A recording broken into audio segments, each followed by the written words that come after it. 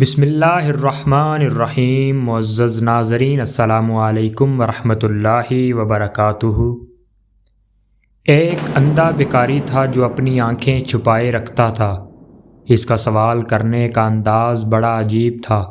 وہ لوگوں سے کہتا تھا، جو مجھے کچھ دے گا اس کو ایک عجیب بات سناؤں گا، اور جو زائد دے گا اس کو ایک عجیب چیز بھی دکھاؤں گا۔ مصنف لکھتا ہے، ابو اسحاق ابراہیم رحمۃ اللہ علیہ فرماتے ہیں، کسی نے اس کو کچھ دیا تو میں اس کے پاس کھڑا ہو گیا۔ اس نے اپنی آنکھیں دکھائیں۔ میں یہ دیکھ کر حیران و ششدر رہ گیا کہ اس کی آنکھوں کی جگہ 2 سوراخ تھے جس سے آر پار نظر آتا تھا۔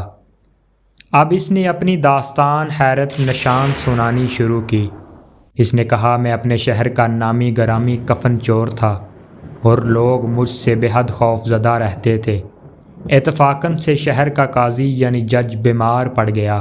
اس کو جب اپنے بچنے کی امید نہ رہی تو اس نے مجھے 100 دینار بھجوائے اور کہا کہ میں ان 100 دیناروں کے ذریعے اپنا کفن تجھ سے محفوظ کرنا چاہتا ہوں۔ میں نے حامی بھر لی۔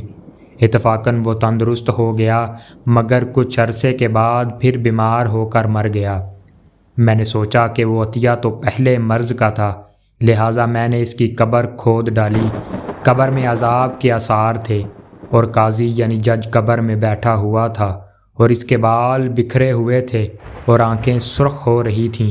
اچانک میں نے اپنے گھٹنوں میں درد محسوس کیا اور اچانک کسی نے میری آنکھوں میں انگلیاں گھونپ کر مجھے اندھا کر دیا اور کہا، اے دشمن خدا، اللہ تعالیٰ کے بھیدوں پر کیوں مطلع ہوتا ہے؟ وما علینا الا البلاغ المبین۔